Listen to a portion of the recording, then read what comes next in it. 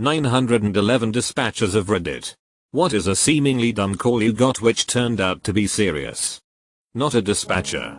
Was USAF security forces a long time ago. Call was a kid home alone. About a monster in the closet. Which was a bit weird.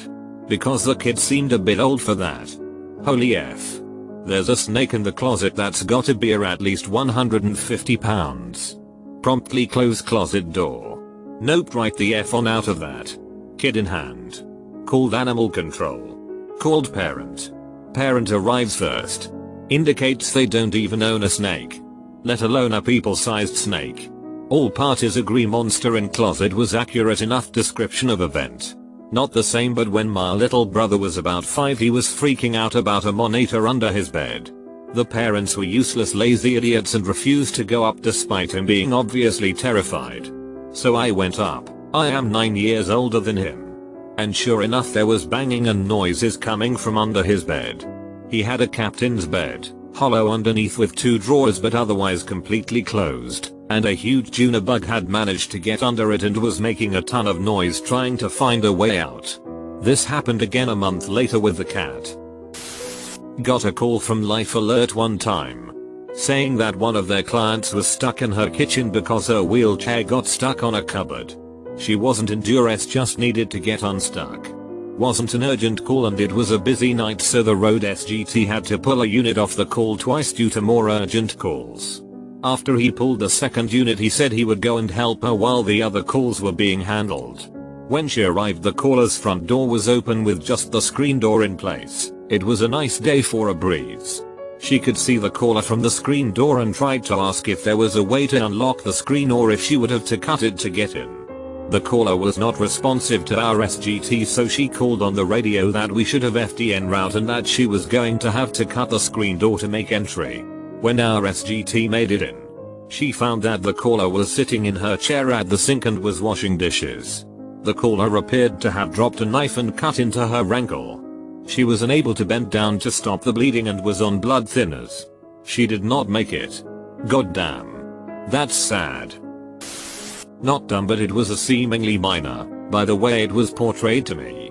An elderly woman called her doctor, i.e. standard GP at a local clinic, and said her husband had accidentally shot himself and needed to let them know. The GP calls emergency and lets us know as they thought it sounded minor, but police needed to be aware due to the gun aspect. Turns out I call her, she sounds very surprised. Police were calling her and says in her old lady voice, so you know he's a silly old man. He shot himself in the garage. I ask where he is injured and she says he shot himself in the face. Completely calm and serious. He had blown half his jaw off whilst sitting in the chair in the garage and was bleeding profusely. I think he wouldn't have survived, but I'm unsure. I'll never forget her saying silly insert name here, what have you done to yourself, in a sweet, calm, caring old lady voice. It's very interesting as a dispatcher to be exposed to how people react when they are in shock. Dude sent a picture of a body saying he had killed someone. Really bad quality picture. I thought it was lob. Sent a unit just in case. Turned out legit murder. Not the hardest case to crack. Got a call where the caller was on the highway and just screaming. Couldn't figure out what was wrong because he was so amped up. Ended up being someone got hit by a semi-truck or something and the body parts were all over the highway. Yikes. One day, my buddy and I were having a beer. He'd been a firefighter for about a year then, and he went into some detail about what happens when your car rolls over and you don't have a seat belt on. The doors pop open. You fly out of the car and the car rolls over you. He hated to respond to rollovers. Not dispatcher but paramedic. Got called to a woman who told emergency she had hurt her knee. Literally what it said on our dispatch screen. This woman had been a serial caller for all sorts of trivial, non-emergency complaints in the past. The local ambulance area manager had been to talk to her about appropriate use of ambulance resources. But nonetheless we didn't think much of it. Arrived and her right leg was nearly twice the size of her left leg. Her kneecap wasn't even visible. Although some light palpation seemed to indicate it was about 15 centimeters further around her leg than it should have been. Turns out the previous afternoon she had hurt it when she had fallen about 2 m off a ladder whilst fixing a gutter. Didn't think to tell dispatch this, but wasn't sure if it was bad enough to call the ambulance or go to hospital. She also though maybe she lost consciousness for a few minutes but wasn't sure. Her leg was so unbelievably swollen and unbendable there was no way she was going to be able to get it into a car, let alone how she would have driven herself with a dislocated knee as she lived alone and had limited support. So we reassured her it was a good use of our resources and encouraged her in the future to call the medical advice line after future injuries if she wasn't sure whether to call the ambulance. I work in police records, so I get to hear calls go out, talk to the cops, etc. A call comes in for an abandoned motorcycle on the side of the road. State patrol goes out, sees a motorcycle propped against the guardrail with heavy damage. Take a look around. Don't see anyone. Have it towed. Next day, a missing person report comes in and we figure out that the towed MC belongs to the missing guy. They go back out and find his body about 50 yards back from where the bike was found. So, abandoned bike turned into a body recovery. That one stuck with me for a while. Poor guy just laying out there for a few days with everyone driving by. I live in Washington, so there is a lot of brush and trees right along the road in some places. Noise complaint. Neighbor playing music too loud and no complainant. Only reason an officer responded was because he was bored. Turns out it was a 14-year-old girl whose parents were out of town. She invited the 25-year-old man from a town 3 hours away to come over and have sex with her all night long. Cops showed up and found her, him, some beer and a bunch of condoms laying around. He went to jail. She went to the children's home till her parents could get back. This is like what you see on Datelines To Catch a Predator, except it almost went according to plan. It makes me sick to think that if not for loud music playing and a bored cop, this guy probably would have went on back home with no repercussions. Had a hang up 911 call just before shift change.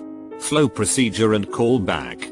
Get mom on the phone who said small child was playing with phone. We sent someone from roll call out. When I got back 8 hours later it was brought back up to me because the 7-year-old playing with the phone was actually calling 911 because mom bit a large hole in her cheek. WTF. Not dispatcher, but dumb call. I work at an urgent care, and a lady called and casually said her son was struck by lightning. He seemed fine, but his primary doc wanted her to take him in for an EKG and to check out his cardiac enzymes. Told her to go to the emergency room, and she said, "Well, can't you do an EKG? B. Your son was struck by lightning. He needs to be monitored, as these symptoms can show up later. His heart rhythm is probably effed." Definitely thought she was gonna tell you she already rubbed him with some oils and he was fine. This is more on the EMT side, and not really dumb, but all the time people call 911 and tell them someone, their parent, spouse, child, etc., is unresponsive and breathing. It sucks when you get there and they are actually just having agonal respirations. Aka, things just got way more serious. Agonal respirations are not sufficient breathing and are merely a reflex the body has when there's insufficient oxygen. A lot of times the family member didn't realize this was not adequate breathing and didn't start CPR, allowing for brain damage via oxygen deprivation. Sad. My uncle was a cop and I was with him by his car and got this call. A person said her daughter was going to be arrested and wanted to know what she did wrong. They were puzzled and thought it was a prank call. A lady called saying her daughter called her because she was pulled over at the garbage dump and police were searching her because they spotted a couple of empty beer boxes in the back of the truck she was driving. The officer wasn't listening to her when she said she was taking them to the dump. The police said it is probably a story because none of their officers were on that road.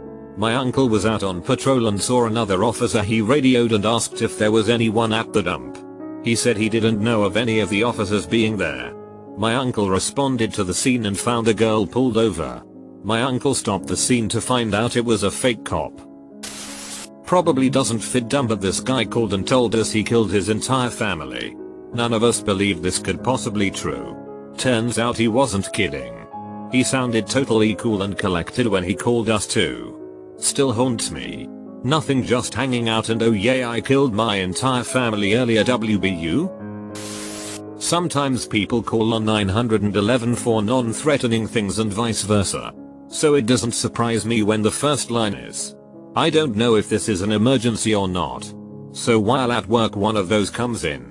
"I don't know if this is an emergency, but I just saw a man shoot out the back window of a car while it was taking off." Yeah. That would qualify. Mom. Then about 4 minutes later, I get the 911 call from the girlfriend of the victim. She was driving her boyfriend to the hospital.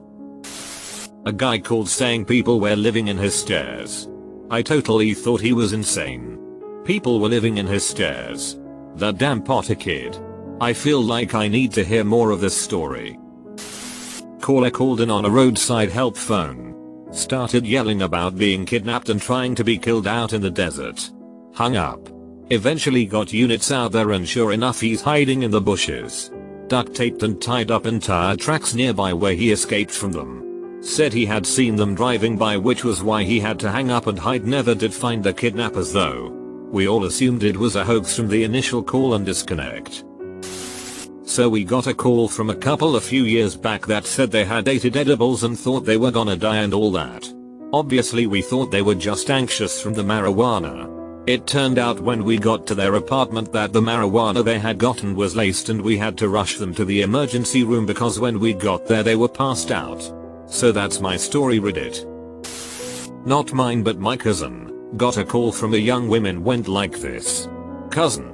911 what's your emerg person? Mumbling whispering cousin. What I can't understand you mom? Person. Mumbling whispering cousin. What's the address person? RD cousin. Okay mom what's the problem?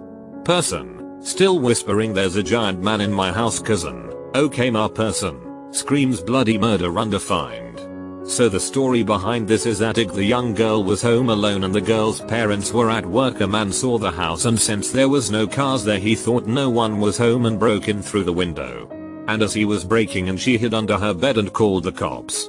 But the thing was she went under her bed where she wasn't facing the door, which means she couldn't see him walk in and her foot was sticking out and he grabbed her legs and pulled her out and stabbed her, but she survived thankfully. So yeah. Jesus Christ. I was the caller. 3 weeks from Christmas. Pearson Airport in Toronto. Have D living in the woods on the edge of the property near HWY 401. Arguably the busiest highway in North America. Well, the fence was down and there was a deer on the edge of the 401, so I called to report a doe on the road. The operator said, "A doe?" I said, "Lord forgive me but I couldn't help myself." "Yes. A doe. A deer. A female deer." She laughed. I laughed. A truck swerved so as not to hit the deer and took out 2 lanes of traffic. We stopped laughing. I lived in Germany. Military firefighter dispatcher. One time I got a call from the post office saying that their scanners were going off and they had found something suspicious. It's pretty late. It's about 2 in the morning. Cold. Snowy. I contacted 1 hour chiefs and dispatched him to go check it out. We got frequent calls like that. It's usually malfunctioning sensors. As I was told. CH2 did their usual checks. But as he was getting to his final check he examined the X-ray photo. Then about 30 minutes go by since I checked him out of the station and casually over the net. CH2 says. "Yard dispatch. Imani DOD. We have a grenade at the post office." My peanuts rise into my stomach. I end up calling hazmat teams. EMS. EOD. SF. EM. More fire units. They cordoned off everything. It was the biggest show to scrabble and get everyone that late at night. Once all units were here it took about 2 hours to find the man who the package belonged to. EOD also pulled the package into their little safe box thingy so that if it goes off they can contain its blast. The IC and other command sections finally asked the man to come up and explain his side. From what I was told he was a newer military member and this next shiz to effing crazy to not make up. This dude gets escorted by EOD and is like, "Yay, that's my package, what's up?" They explain there's a grenade in it and if someone wants to hurt him etc. etc. He says no. No. Nobody wants to hurt me. Apparently he was pretty short about the questions. Then without missing a effing beat he reaches into the box, grabs the effing thing like can I, handles his MacBooks and says no, it's just my paperweight I bought. It's a replica. Not real. I swear you've never seen so many people wanted to kill a man for the time he wasted. I laughed because it made my night shift go by quick.